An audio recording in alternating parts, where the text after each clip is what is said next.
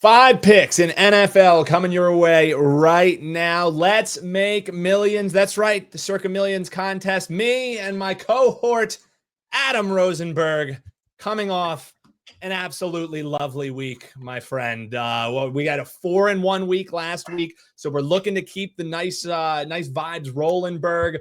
We got a nice 5 pick today. A little gross at times, but let's be real. Last week here, we'll even recap here right at the top, because the slate last week, dude, the comments weren't happy about the picks that we were making. I don't know. Yeah. You know, I just we have fans, we have opinionated fans, and you know, we dove in the dumpster. What's the line from Shawshank? Andy crawled through 2.4 miles of smelling whatever. I wish I could tell you he fought the good fight. I wish I could tell you that, but we did. We fought the good fight.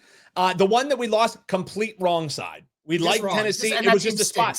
We have continually faded the Colts, and we're backing off of it. Maybe they are legit, maybe they aren't, but that was just a complete wrong side. Nice to recap, though, the 3 dogs that we were getting a lot of consternation, we will say, in the comments below. Outright winner on Carolina, no sweat. Outright winner on Cleveland. We maybe got a little bit lucky on that winning outright, but the cover was never really too much. They were within it all game. They were within it all. The outright, they were at least on. Yeah, they were a field goal away from covering basically the entire game. And then Chicago, absolute slam spot. We love that. We said, you know, you can alt line them. We loved Chicago. And then we also said you could play KC up to 10. We really like that spot for them as well. So we're starting to see it a little bit better now. We're just under 500. And Berg, I also pulled up, because we do love the comments, whether they're positive or negative. Please keep the comments coming below. We absolutely love them. But I pulled some of our favorite adoring fan mail here. We had our man Julian checking in saying, I like how you guys apologize for your picks like you're doing something wrong. We're not following, we're fading and cashing. Keep up the good work. And yes, if you fade us, you will be rich.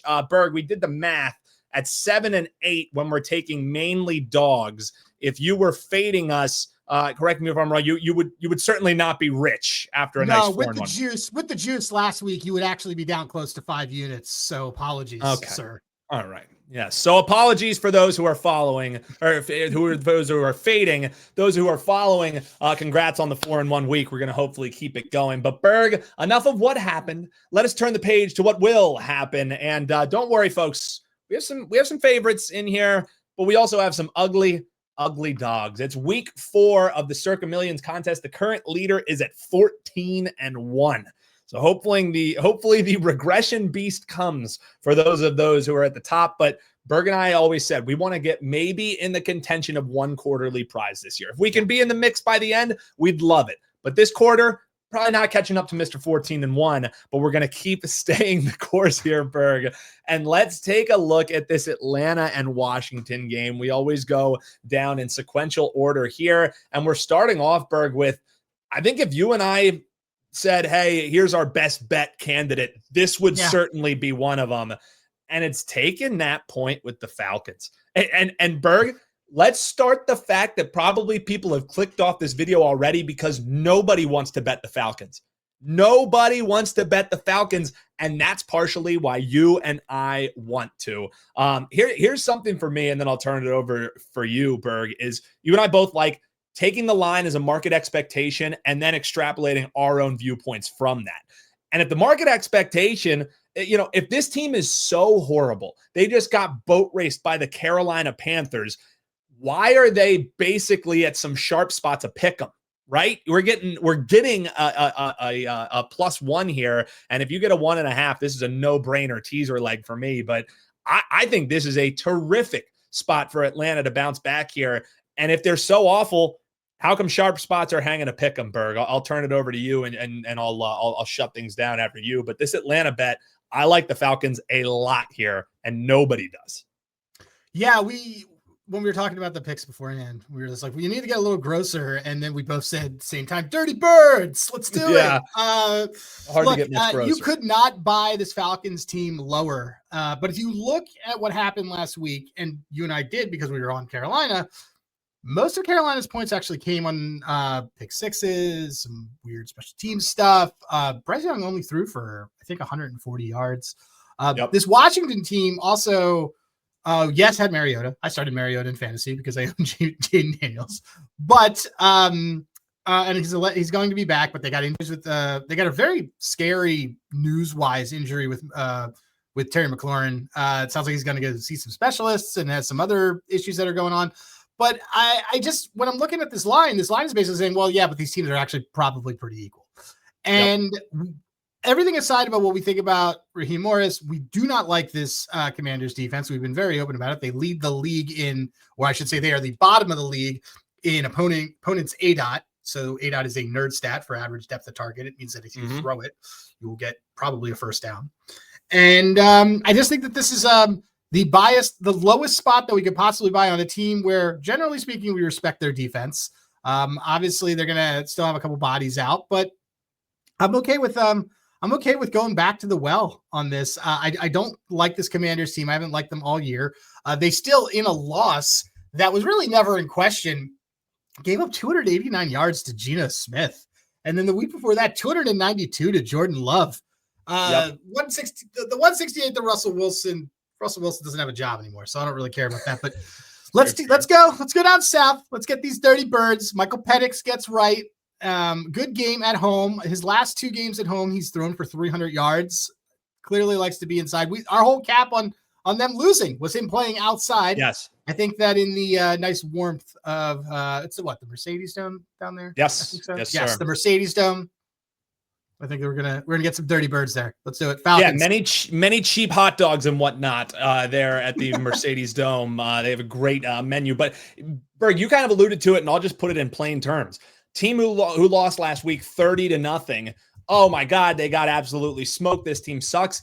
They outrushed, outpassed, and outgained the Carolina Panthers, only allowed 224 total yards of offense. So as Berg kind of alluded to there, it really wasn't the drubbing that it maybe looked like as that final score. And at this Commanders team, 2-1. Oh my goodness, they're incredible. They didn't even need Marcus Mariota. He's a stud. He's back. He's back. Yeah, the teams that they beat, the records are 1-5, Berg. So let's not get overzealous about this Commanders team.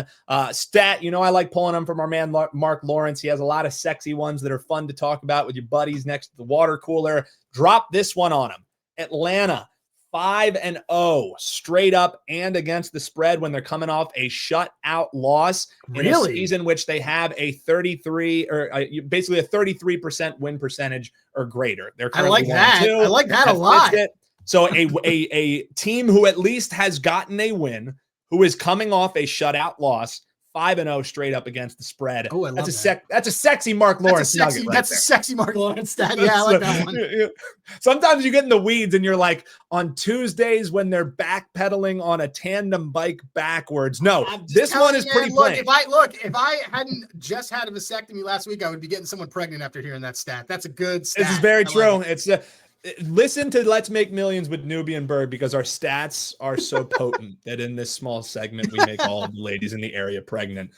Maybe one person will get that reference. All right, let's move on here, Berg, and leave my Flight of the Conchords references for another program.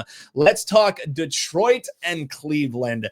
And this is one, Berg, where maybe you and I are a bit at odds, but you and I both each week, we say we can come in with a non-negotiable. No, the bell didn't just ring. You don't have to pick up your kids from school yet. That was the boxing bell, because you and I are a little bit head-to-head here. But the contest line's sitting at 9.5. I can stomach laying it with the Lions off what has been described by many pundits as their biggest win in the Dan Campbell era. Not sure if I'm quite there, man. But this is a Browns team, winless, 0-3, that yet leads the league in both overall yards per game allowed and rush defense. They've only allowed 57 rush yards per game allowed. All they do is cover. But this week, Berg, you think the Browns are not covering. Why have you talked me in to including a laying it 9.5 spread with the Detroit Football Lions, Bergie? Couple reasons I'm going to get very Bowie on you. But look, this Detroit team is off a smacking of a Ravens team that I don't think is really good, but we'll talk about that possibly later in this show. The Browns can't really move the ball is what it comes down to for me. Whether that changes when Dylan Gabriel takes over or Shadur Sanders, whoever it is, watching Joe Flacco in that pocket is like watching someone literally my age play football and get hit around. Literally what's happening. It is what's happening. They didn't even score until that was a big defense effort. We knew that was a great defensive spot. We knew that this was going to be them at home bringing that. They didn't actually score until the fourth quarter, and there was fluky stuff, obviously, again, that happened with that. And then they pulled it off in overtime. Great. Look, great for us. We loved it, but we're selling high because this is just not a team that can move the ball as well. Dan Campbell has shown that he is petty, like me, so I like him a lot. And he is more than willing to dump points on, especially at home. The total in this game is 44. The team total for the Lions is 27, and the spread is 9.5. That's a blowout. That's a blowout line script. There's a little bit concern for me on a couple injuries and the quote shortened week because you played, like Monday. Sure, that doesn't. I mean, these are professionals. I kind of trust them to get together, but I like this Detroit team. I think that they don't get really cute with a lot of their offensive play calling. I like the way they're using Gibbs. I like how they're coming out there and they're not, throwing passes to tight ends and doing weird flea flickers. They're just actually getting it done. And at the end of the day, it just comes down to selling high on a Browns team that really can't move the ball that well. It needs a lot to happen for it. And in going into Detroit, where this team is extremely comfortable, especially offensively, I think we're just going to the other thing is that a lot of people are going to be looking at this line and they're going to say, oh, wow, the line, the Browns last week were 3 plus 350 on the money line, and they pulled off a win. Yeah. Now I'm getting points with them. I kind of want it. Yeah, well, this is telling you, just remember who the Browns are still the Browns, and Detroit is still, in my opinion, just broadly speaking, still underrated. Despite getting the 9.5, they're still 9-1 to win the Super Bowl, and I think a lot of that's because of a Packers team that you and I also think is overrated. Talk about that another time. But laying the points. I like alts on this. I think that they just smack this team. An absolute drubbing, according to my man, Adam Rosenberg. One thing that kind of gave me pause, this one coming from our man, Ralph the Pen Michaels. You can check him out here at wagertalk.com.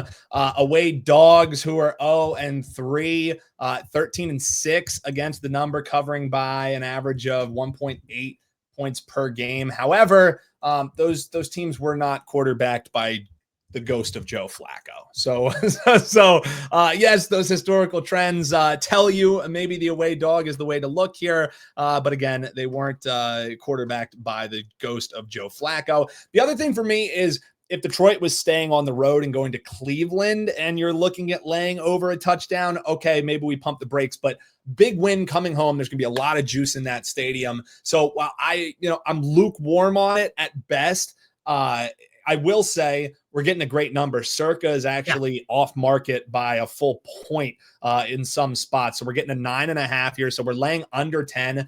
That's kind of where I maybe see this is a 10-point win. Berg thinks a little bit more, but a very notable global offshore book is hanging 10.5 on this. And it's not really showing much sign as we're seeing 83% of the tickets, 91% of the money on Detroit here. That means pros and Joes are laying it with the Detroit Lions.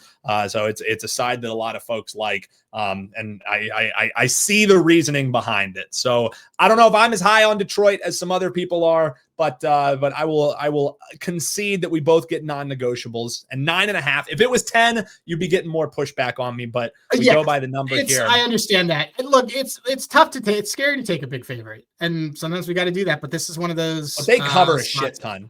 That's one of the things that, like, especially in the NFL, and I don't have those numbers, but this isn't quite a double-digit favorite. But teams who are in this, market expectation tells you, what to expect. And also, Campbell is a guy who is a run-it-up kind of guy. So, second pick for us, lay it with the Lions, -9.5. Comment below and let us know what you're thinking. Let us know your 5 picks. And folks, again, if you agree, if you disagree, just keep those comments coming. And even if you don't like the video, hit that like button. It takes 1 second, and then you can comment below what dumbasses me and Berg are. But let's move on here, my man, and let us talk two teams that we've really had a pretty damn good read on here to start the year, and this is Jacksonville taking on the 49ers.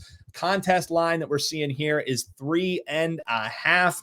And Berg and I are taking that hook and running. We're taking the 3.5 with the Jacksonville Jaguars. Brock Purdy potentially back, but they also lose Nick Bosa.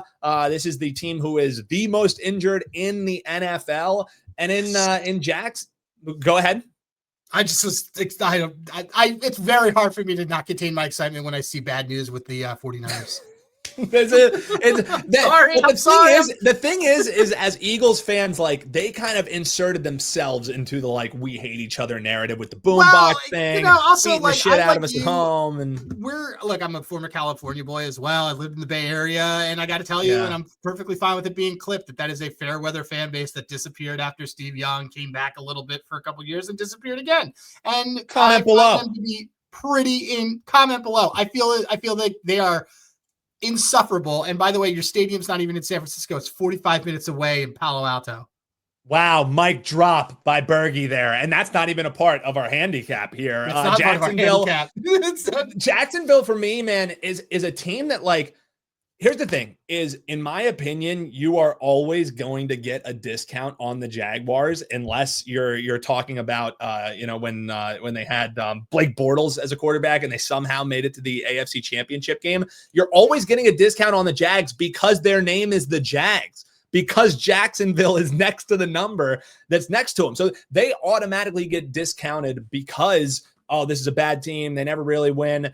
However, you're getting to see this spot here where San Francisco, not only are they playing the Rams next week, which is a huge game for them, huge rivalry game for them. They're playing them on a short week too. And Jacksonville, they actually get a long week. They don't play again until Monday Night Football. So do you really think that this San Francisco team is all worried about, oh, we got to beat up on a first-year head coach and Trevor Lawrence? Like, no, this is a stay healthy, win, and get out of Dodge game.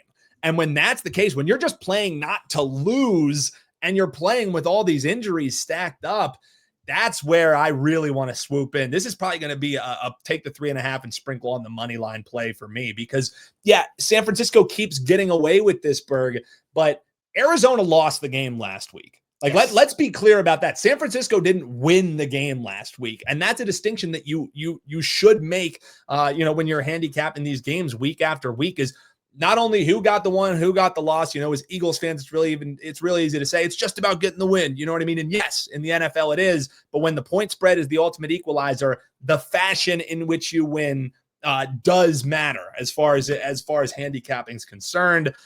We cashed on them versus the Saints, did we, on San Francisco 49ers? But in that game, they gave up 21 points to a team led by Spencer Rattler that hasn't gotten over 13 fluke points yet in either of their other games. So this is a banged up defense who, even when they've been at full strength, hasn't been that terrific. I don't care if Purdy is back or not, man. This is a horrible spot. Rams on a short week. I like Jacksonville outright. You have anything to add there? No, man, I love Jacksonville. I also, I'm not real big fan of there's cluster injuries starting to happen with the Niners. Juan Jennings not coming there. I think DeMarcus Robinson's coming back, but I got news for everybody. DeMarcus Robinson kind of stinks, so who cares? He'll be really good the first week and then will disappear. You can take your B-side Quez Watkins, who we re-signed this week, by the way. That's really what he is. But look, for this Niners team, I'm not afraid of Brock Purdy. I think that the big cap on this team was the lack of depth that they have on defense, and Nick Bosa not being there is a pretty big deal. And there's a huge deal that makes me feel better about Trevor and his limitations just as a quarterback, because I don't think he's the greatest, but I think he's pretty good. And I'm not as worried about a pass rush situation there. I'm very worried about Brock Purdy getting destroyed by a pass rush because his O-line has not been great. And so, Connor Colby, who is probably one of the lowest rated guards in the league, that impacts all the rushing, that impacts some of the pass protection, gave up a sack last week, gave up 2 quarterback hits as well. There's trouble in the Bay Area, even though people just want to anoint them with a nice schedule and do their things. Jags on the road. There's also, before even we close this, let's not pretend that Levi Stadium is some sort of crazy home field advantage. Yes. I believe that the Arizona last year came in there, boat raced them. There's a couple, there's a lot of different things have happened in there. It is not that kind of stadium. This is not the Link. This is not weird turf in the Meadowlands. There isn't really an advantage here. Give me the Jags 3.5. I love it. We got an above the key number there too. Yep. Cam Little's one of the best kickers in the league. So I love this. And, if Liam Cohen disappears for the second half and they end up having to play a tighter game, great. But Jags by 7. Yeah, and I would grab this one if you're watching us on Thursday or Friday. The 3.5 isn't going to hold. You won't get the hook. I wouldn't be shocked if this thing closed actually 2.5. This is the sharp side. We're not big like, oh, I want to be on the sharp side or anything like that. But sharps lose too, by the way. Yeah, sharps lose plenty of times. Lost a lot last year. Yeah, so. trust me. Pretty sure the Titans was a pretty damn sharp play last week. How did that turn out for us? That's why we have duct tape on our shoes. San Francisco getting the 3.5. Folks, if you want it, bet it now. We're sprinkling the money line as well. And if you're fading, then wait until the 2.5 pops up there. And you can say, wait, I thought this guy sucked. How did he know that the market was going to move? I thought he didn't know anything. We'll circle back to that one. However, let's talk Raiders and Chicago. Chicago making the trip to Las Vegas. And this one, we got it opened around 2.5. We've seen money kind of pour in here on Chicago, but a lot of that has to do with the fact that Chicago just beat the living piss out of the Dallas Cowboys. And if you were surprised by that, I could see why you would be rushing to bet Chicago, but horrible Dallas spot. We loved Chicago last week. And for a lot of the reasons why we liked them in that spot at home last week, Berg, it's a reason why, especially sitting at a pick 'em, all you have to do is pick the winner here. Give us the Las Vegas Raiders at home. Pete Carroll getting a home win here, says me and my man Bergie. For me, this has a lot to do with let the line lead the way. I have a friend, Paul Roberts, who always said that. Sometimes you just let the line tell you. And, if this Las Vegas team, the sky is falling, they can't figure out getting Ashton Genty in space. Chicago, oh my God, look at how good that offense looked. Why aren't they big favorites here? Why aren't they at least a 2.5 point favorite should Chicago be if that win was as great as it really seemed last week? No, the market says, hold your horses. This may be a spot here for the dog. And you and I both kind of agree. This is one of my favorite picks that we have here on the board, Berg. Raiders outright. What do you think? Love it. Look, this Raiders team's had a weird schedule because they opened on the road with that win against the Patriots, who we both agree are not a good team. And, full disclosure, a fishy line in that situation with them is they just missed our card. So then they had the weird double Monday night opener against the Chargers where they just completely no-showed and didn't score any points. And then they had this Commanders game where they got boat raced on a couple of weird plays. The McNichols run kickoff return. You had a lot of different things happen. Still threw for 300 yards. I think they're still going to kind of get it, put it together. And, I think what it really also comes down to is Bears kind of won their Super Bowl. That was a kitchen sink game last week. It was also a chance for Ben Johnson and the Bears to embarrass Matt Eberflus, which, let's be honest, spot on. A lot of fun to do. And I think that was part of it, the motivation within that team, and which I do not think is a still well-constructed team. So we're going to go with the Raiders here. Line is telling us if you want to play that pros, Joes kind of stuff, the splits are pretty stark. It's the sharp side, but I think it's also just a really great spot. When they flew out on the Monday after they flew early, they flew to DC. Then clocks are off. This is in my opinion, really the first true home game they've been able to prep for regularly with regular body clock, regular time. You live in Vegas. CJ Sullivan says this all the time. You take any flight out, Vegas beats you up if you live there. Legit. And these are players that live there. So you and I go there a lot.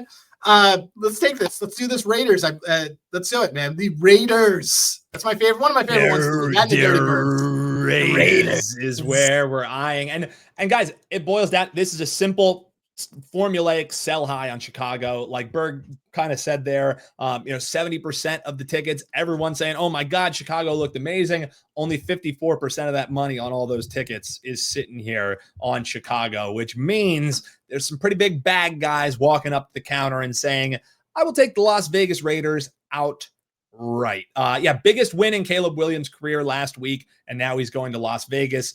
Book your nail salon appointments now. It'll be a tough spot to get into because Caleb Williams will certainly be getting a nice paint job pregame and then losing to the Las Vegas Raiders.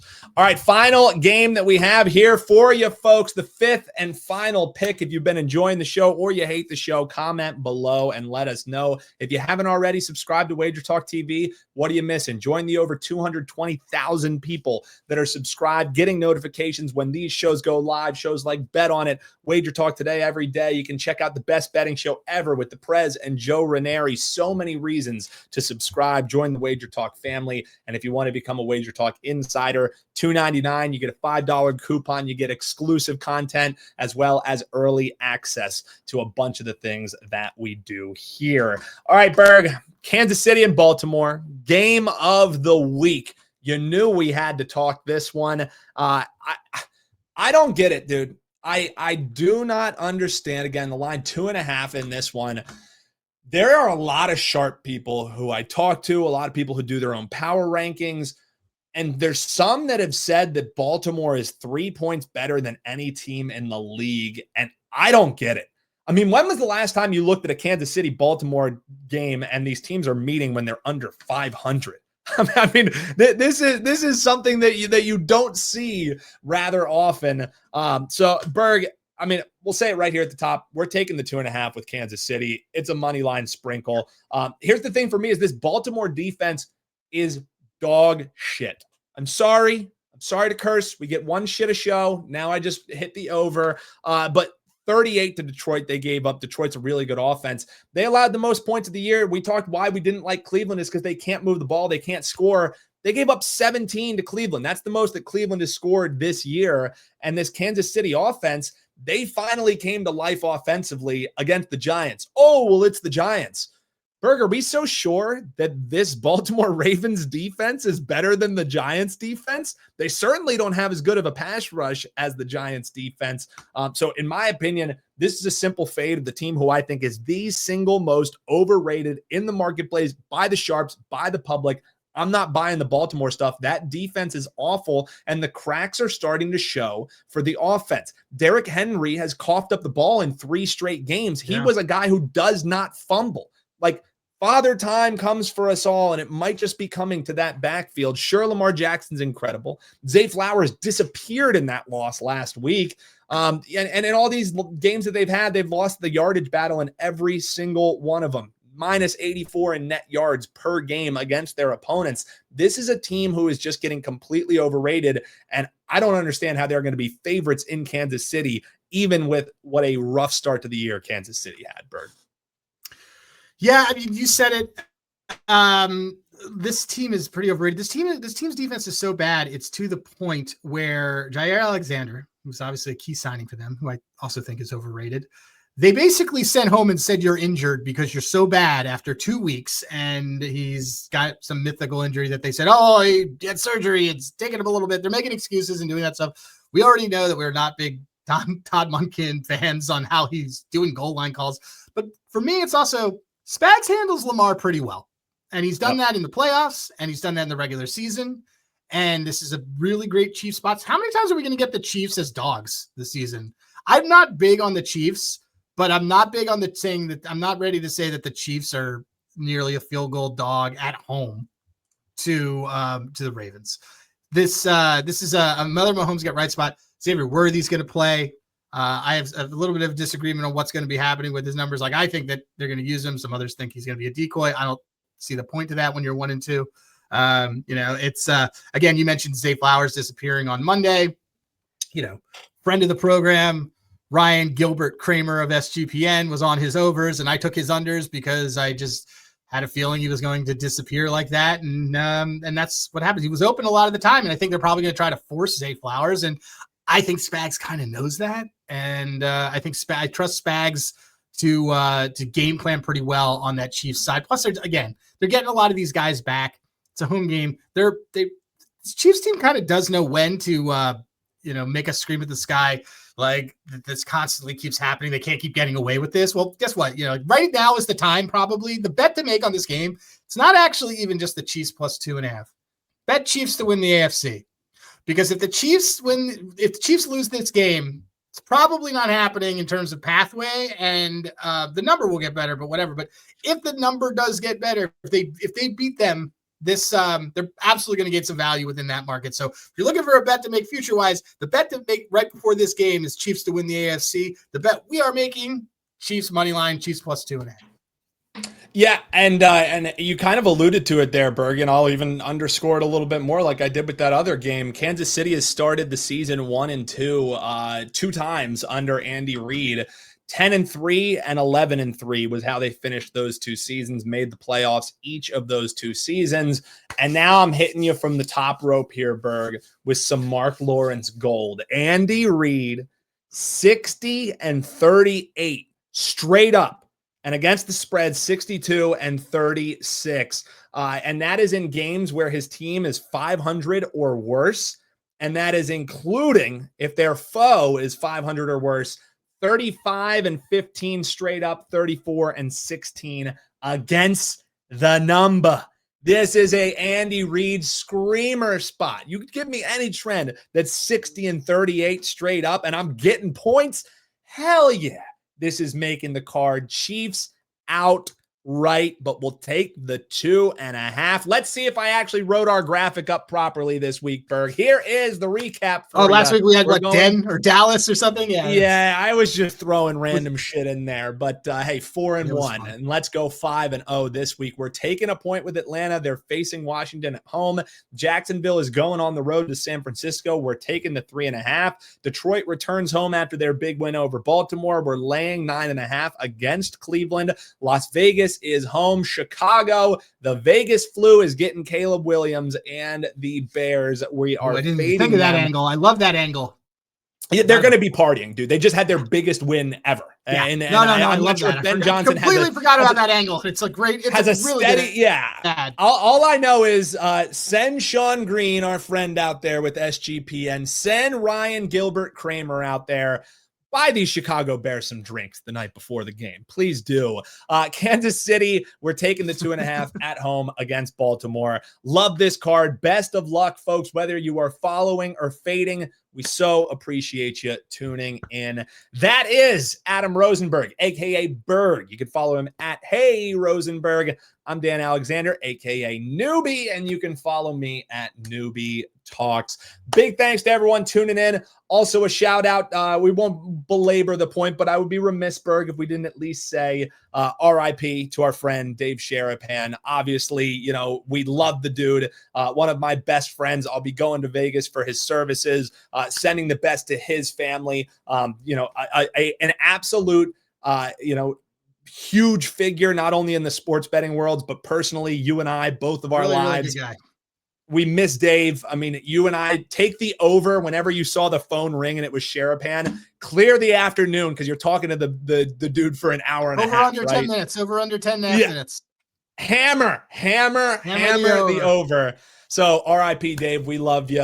Your legacy will continue on throughout this industry. Best of luck, folks. Until next week, we will see you then. For Berg, I'm Dan Alexander. Let's make some millions, folks. We'll see you next time here.